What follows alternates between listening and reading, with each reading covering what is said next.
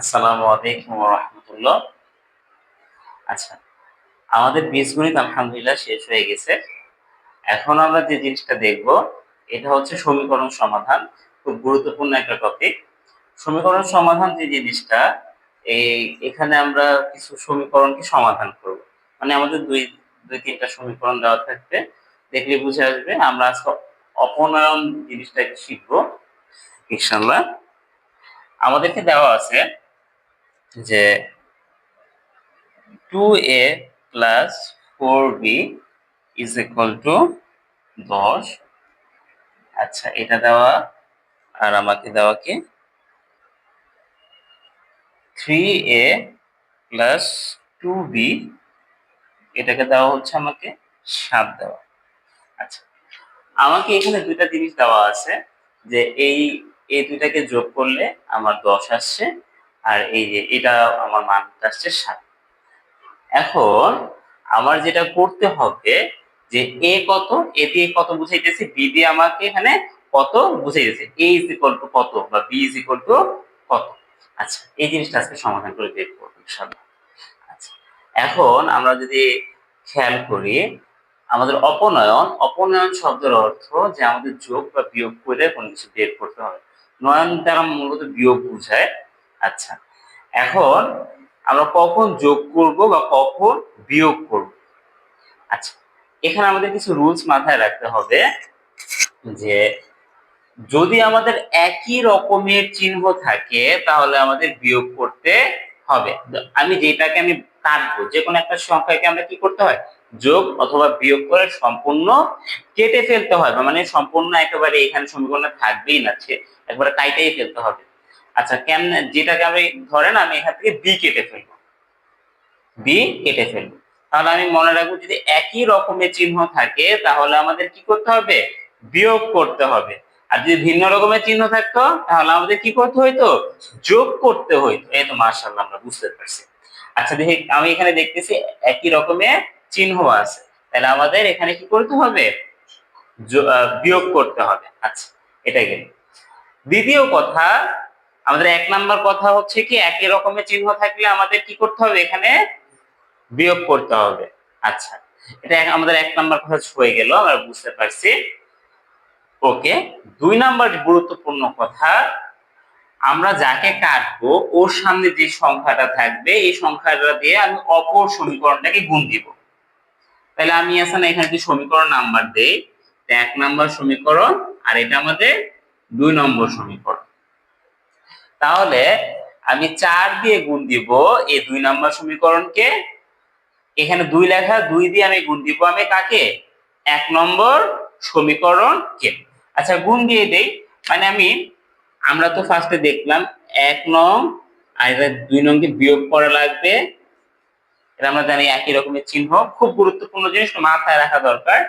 এখন আমার এখানে কি দেওয়া আছে, ৪ নং কে গুণ দিব, ৪ দিয়ে গুণ দিব আমি ২ নং কে, ২ দিয়ে গুণ দিব কি আমি ১ নং কে, ঠিক না? তাহলে আমি গুণ দিয়ে দেই, ২ দিয়ে আমি এটাকে যদি গুণ দেই ২ হবে, আর এটা দিয়ে কি কয়টা, মানে এটা আমি ৪ হবে। আচ্ছা, একটুখানি সহজ বিষয় মাথায় রাখি, মানে ওকে দিয়ে ওকে গুণ, ওকে দিয়ে ওকে গুণ, ব্যাপারটা বুঝে আসছে তো? আচ্ছা, এই যে ২ দিয়ে আমি ১ নংকে গুণ দিয়েছি, আর ৪ দিয়ে আমি ২ নংকে গুণ দিচ্ছি। আচ্ছা, আচ্ছা, এখন গুণ দেওয়ার পর একটু লিখি আসলে কেমন দেখা যায়। মানে ১ নং সমীকরণটাকে আমি ২ দিয়ে গুণ দিছি, তাহলে আমি প্রত্যেককে ২ দিয়ে গুণ দিছি। তাহলে গুণ দিয়ে যদি দেখি, তাহলে এটা যদি ২ দিয়ে গুণ দেওয়া হয় তাহলে এটা আমি এতটুকু করা লাগবে। আচ্ছা, এটা আমি করি। এটা যদি ২ দিয়ে গুণ দেই তাহলে এটা ৪ হয়ে যায়, ৪ এ এটাকে যদি ২ দিয়ে গুণ দেই তাহলে ৮ এ ৮ বি, মানে ২ দিয়ে গুণ দিলে। ওকে, ১০ কে যদি আমি ২ দিয়ে গুণ দেই তাহলে কি হয়ে যাবে এখানে আমাদের ২০। আচ্ছা, এতটুকু আমাদের শেষ হলো। পরেরটাকে আমি কি দিয়ে গুণ দিব, ৪ দিয়ে গুণ দিব। আচ্ছা, ৪ দিয়ে গুণ দিই, তাইলে আমরা এখানে যদি গুণ দেই ৪ দিয়ে, তাহলে ৩ ৪ ১২, ১২ এ, আর এখানে আমাদের কি আছে, প্লাস লিখে দিলাম, আর এখানে আমাদের কত, ২ দেখা যাইতেছে। ২ কে যদি আমি গুণ দেই ইয়া দিয়ে, কি বলে, 4 দিয়ে গুণ দেই তাহলে এখানে আমাদের 8 হয়ে যায়, 8 দিয়ে, আর এখানে আমাদের কত দেওয়া, 7 দেওয়া, 7 কে যদি আমি 4 দিয়ে গুণ দেই 4 7 28। ওকে, এতটুকু শেষ। ওকে, আমাদের যদি যোগ থাকতো তাহলে এটা যেমন আছে এমন ভাবে যোগ করে দিতাম, কোনো সমস্যা ছিল না। কিন্তু যেহেতু আমাদের বিয়োগ আছে, মনে রাখবো যদি কখনো বিয়োগ থাকে তাহলে আমাদের নিচেরটা সবগুলো চিহ্নকে পরিবর্তন করে দেওয়া লাগবে। যোগ থাকলে বিয়োগ, বিয়োগ থাকলে যোগ। যেহেতু আমাদের এখানে বিয়োগ দেখতেছি তাহলে আমাদের এখানে চিহ্নগুলো কি করতে হবে, পরিবর্তন করতে হবে। মানে এই 12 সামনে বিয়োগ হবে, এই 28 এটা কি হয়ে যাবে, বিয়োগ হবে, এটা কি হবে, বিয়োগ হবে। আচ্ছা, কিন্তু বিয়োগ চিহ্ন, চিহ্ন পরিবর্তন। আচ্ছা, তাইলে এখানে আমি 12 বলতে পারতেছি না, এখানে -12, এখানে আমাদের +8 না -8, এখানে 28 না -28 আছে। হ্যাঁ, ইনশাআল্লাহ। ওকে, এখন যদি আমি একটুখানি বিয়োগ করি, আমরা যদি দেখি যে 4 থেকে যদি -12, মানে কি আমাদের একটুখানি রাফলি যদি আমি এখানে দেখি 4 -12, এটা করলে কত হয় আমাদের, মানে আমাদের -8 হয়, ঠিক না? তাহলে আমি এখানে 4 -12, এখানে আমাদের কত আসবে, -8, আর যেহেতু a আছে a বসে যাবে। এতটুকু আমরা আশা রাখি বুঝতে পারছি। এর কাজ শেষ। মানে সহগ একই থাকলে আমরা যোগ বিয়োগ করতে পারি। এখন আমরা b তে যদি আসি, b এর ভিতরে এখানে আমাদের b তে যদি দেখি 8 -8, 8 এ 8 এ যদি বিয়োগ করি তাহলে তো আমার কিছুই থাকে না, ঠিক না? মানে আমাদের এটা আর এটা পুরাই একেবারে ভ্যানিশ হয়ে গেছে। মানে আমাদের এখানে শূন্য বলা যায়, ঠিক না? আমাদের কাছে শূন্য আছে। মানে আমি আর বিটাকে লিখবো না, আমাদের বিটাকে ভ্যানিশ করা টার্গেট ছিল, বিটা পুরোপুরি কি হয়ে গেছে, ভ্যানিশ হয়ে গেছে। এখন আমি ডাইরেক্ট ইকুয়াল সাইনে চলে গেলাম। এখন যদি আমি পরেরটাতে দেখি, এখানে 20 আর নিচেটা লেখা কত, 28, মানে 20 -28, তাহলে আমাদের এখানে আছে -8, বিয়োগ করলে আসে। তাহলে আমি এখানে কি লিখে দিব, -8। আমরা আশা রাখি এতটুকু বুঝতে পারছি। এতটুকু বুঝতে পারলে আমাদের কিন্তু অঙ্ক মোটামুটি শেষ হয়ে গেছে। এখন জাস্ট একটুখানি মানগুলো একটু এদিক সেদিক নিব। এখানে আমাদের -8টা এর সাথে গুণাকারে আছে, এখন যদি আমি দুই পাশে পাঠায় দিই তাহলে কি হবে, নিচে ভাগ হয়ে যাবে। 8 দিয়ে 8 কে যদি ভাগ করি, কাটাকাটি করি, তাহলে আমাদের কি আসে, 1 আসে। মাইনাস মাইনাসও কাটাকাটি চলে যায়। আচ্ছা, ঠিক আছে, আমরা মনে রাখবো যে গুণের মতো যদি আমাদের একই রকমের চিহ্ন থাকে তাহলে এটা প্লাসই হবে, যদি একই রকমের চিহ্ন থাকে তাহলে এটা আমাদের প্লাসই হবে। আবার যদি ভিন্ন রকমের চিহ্ন হয়ে যায় তাহলে এটা মাইনাস হয়ে যাবে, ভিন্ন রকমের চিহ্ন হয়ে যায় তাহলে এটা আমাদের মাইনাস হয়ে যায়। আচ্ছা, এটা আমরা আগেই দেখছি আর কি, গুণের মতো আর কি এটা। আচ্ছা, কাটাকাটি করলে 1 থাকে, আচ্ছা একটা লিখে দিলাম আমি ইনশাআল্লাহ। ওকে, আমরা এর মান পেয়ে গেছি, সুতরাং আমি এখানে এ লিখতে পারি কি, 1।